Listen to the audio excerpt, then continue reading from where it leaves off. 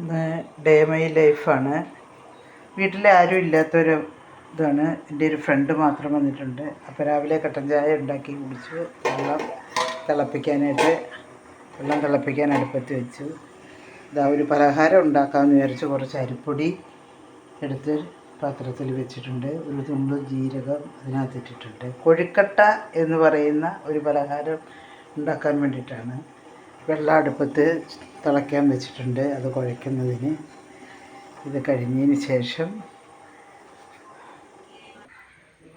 കുഴയ്ക്കുകയാണ്. മാവ്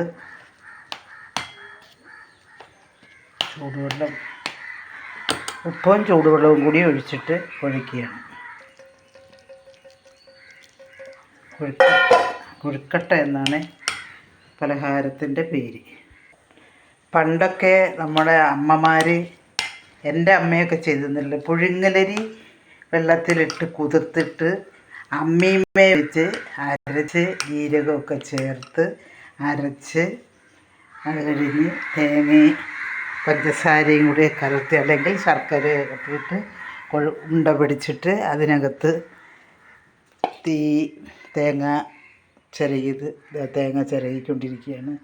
ചിരകിയത് ഇട്ട് ഒന്നിച്ച് ഉരുട്ടിയിട്ട് അടുപ്പത്ത് വെച്ചിട്ട് കൊഴുക്കട്ട എന്ന് പറയും. ഞങ്ങൾക്ക് ഭയങ്കര ഇഷ്ടമുള്ള ഒരു പലഹാരമായിരുന്നു അത്.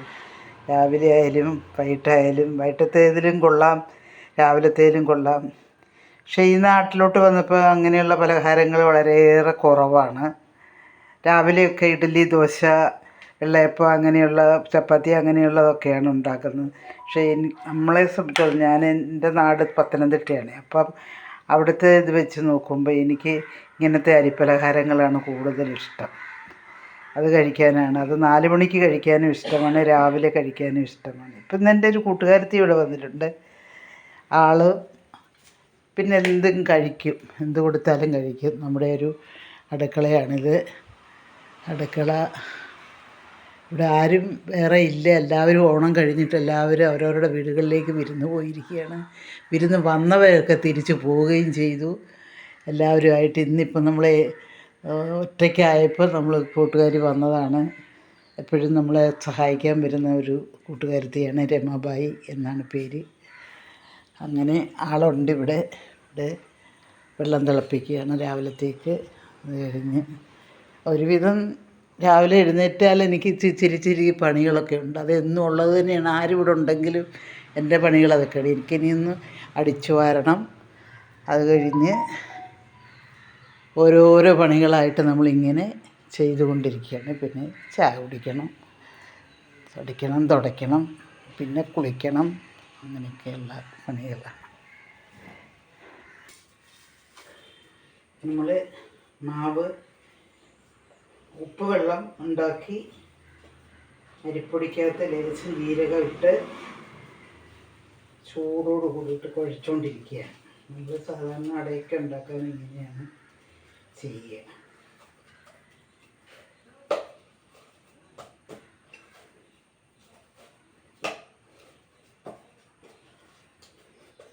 ഇവിടുത്തെ പലഹാരപ്പണി എൻ്റെ മോൻ്റെ ഭാര്യയാണ് ചെയ്യൽ.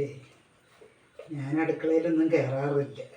എനിക്കത് കാരണം സാധനങ്ങളൊക്കെ എവിടെ ഇരിക്കുന്നു ഒന്നും എനിക്കറിയില്ല. ഇപ്പോൾ അവിടെ വിളിച്ച് ചോദിച്ചിട്ടാണ് സാധനമൊക്കെ എവിടെയായിരിക്കുന്നതെന്നുള്ളത് അറിയുന്നത്. പ്രത്യേകമാണ് എല്ലാം ചെയ്യുക. അപ്പോൾ നമുക്കിത് ഉണ്ടാക്കാം. കൊഴുക്കട്ട ചെറുപ്പം മുതലേ ഇതായിട്ടുള്ള ഒരു പലഹാരമാണ്. എന്നിട്ട് ഇതിൻ്റെ ഉള്ളിലൊരു കൈ പരത്തിയിട്ടൊരിത്. ഇത് തേങ്ങയും പഞ്ചസാരയും കൂടെ ചേർന്നിട്ടുള്ളതാണ്. നല്ല ടേസ്റ്റുള്ളൊരു പലഹാരമാണ്.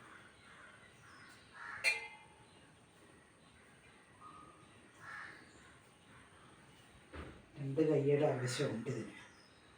ഒറ്റക്കൈ കൊണ്ട് പറ്റില്ല. അപ്പോൾ ഷേപ്പ് ലെസ്സാവും.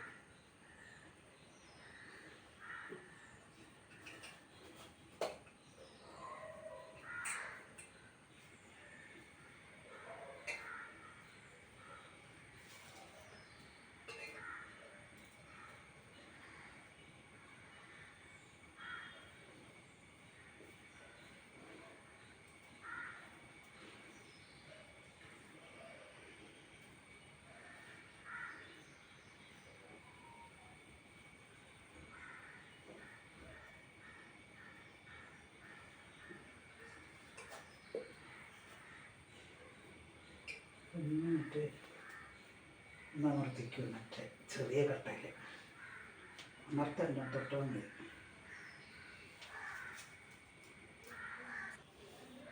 കൊഴുക്കട്ട പൊക്കി കാണിക്കും. കൊഴുക്കട്ട ഇതാ റെഡിയായി. ഇനി നമുക്കത് അടുപ്പത്തേക്ക് വയ്ക്കാം.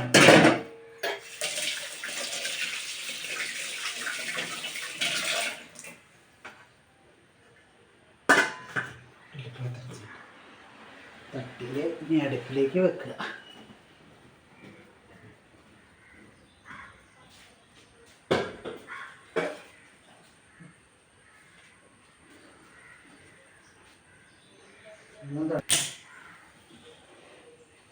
അവിടെ എന്നിട്ട് കൊഴുക്കട്ടയാകട്ടെ, എന്താ ഇനി നമുക്ക് കഴിക്കുന്നത് പിന്നീട് കാണിക്കാം.